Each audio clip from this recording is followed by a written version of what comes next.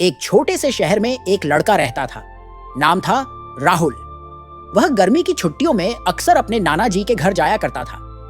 नाना जी एक बहुत ही शांत, समझदार और प्रकृति से प्रेम करने वाले बुजुर्ग आदमी थे। उनके घर के पास एक सुंदर सा बगीचा था, जहां वो हर दिन पौधों की देखभाल करते थे।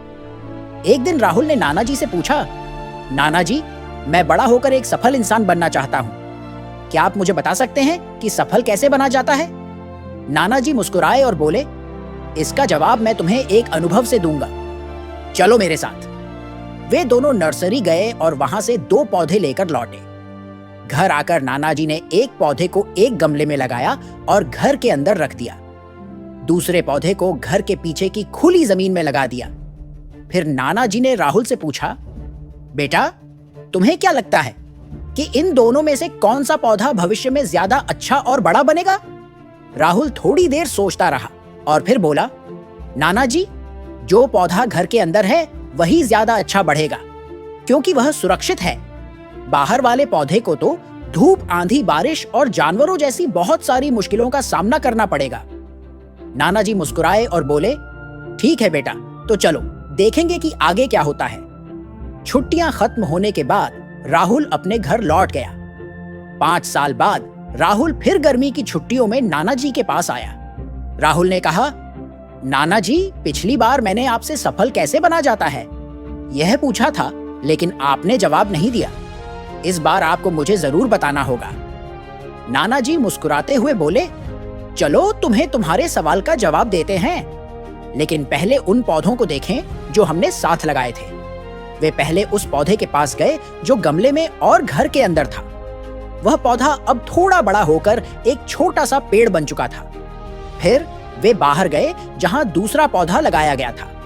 वहां एक विशाल वृक्ष खड़ा था, जिसकी शाखाएं दूर दूर तक फैली थीं और जो राहगीरों को छाया दे रहा था। नाना जी ने राहुल से पूछा, अब बताओ बेटा, इनमें से कौन सा पौधा ज्यादा बड़ा और सफल बना और क्यों? राहुल बोला, नाना जी, जो पौधा बाहर था वही ज्यादा बड़ा और सफल बना। लेकिन यह कैसे हुआ? उसने तो इतने खतरे झेले होंगे, धूप, बारिश, आंधी, फिर भी यह इतना बड़ा हो गया। नाना जी ने मुस्कुराते हुए कहा, बिल्कुल बेटा, बाहर वाले पौधे को बहुत सारी मुश्किलों का सामना करना पड़ा, लेकिन इन मुश्किलों ने ही उसकी जड़ों को मजबूत बना दिया। उसे खुली जमीन मिली जहां उसने अपनी जड़ों को जितना चाहे फैला लिया। बारिश और तूफानों ने उसकी परीक्षा ली और उसने हर बार उन्हें पार किया। इसलिए आज वह इतना मजबूत है कि छोटी मोटी आंधियां उसका कुछ नहीं बिगाड़ सकती। जबकि जो पौधा हमने गमले में और घर के अंदर रखा, उसे किसी परेशानी का सामना नहीं करना पड़ा।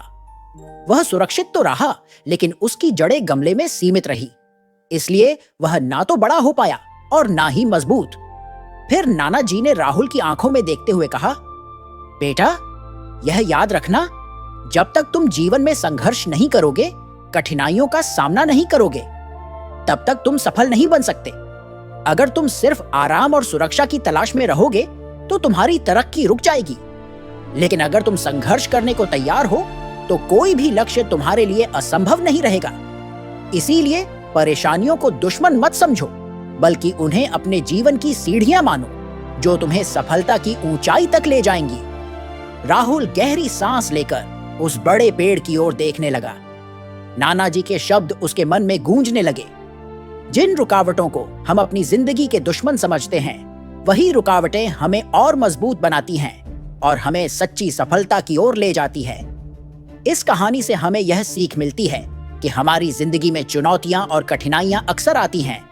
कभी हालात हमारे खिलाफ होते हैं तो कभी रास्ता धुंधला दिखता है, लेकिन यही चुनौतियां हमें निखारती हैं, हमारे अंदर छिपी ताकत को उजागर करती है।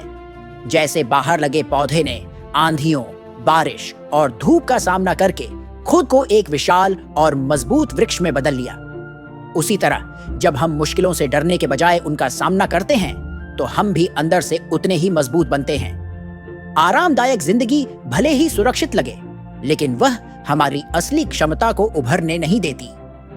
जो लोग कठिनाइयों से भागते नहीं बल्कि उन्हें स्वीकार करते हैं, वही एक दिन सफलता को हासिल करते हैं। क्योंकि सफलता केवल सुविधाओं में नहीं बल्कि संघर्ष के रास्तों पर चलने से मिलती है।